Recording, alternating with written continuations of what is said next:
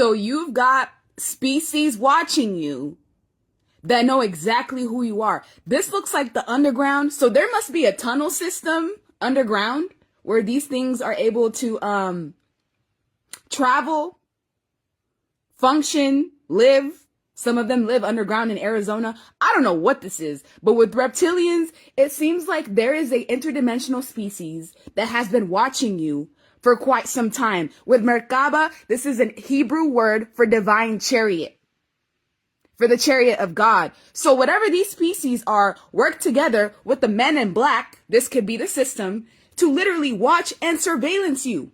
Why? Because they know you're the one that's going to change the world. It's divinely ordained that way.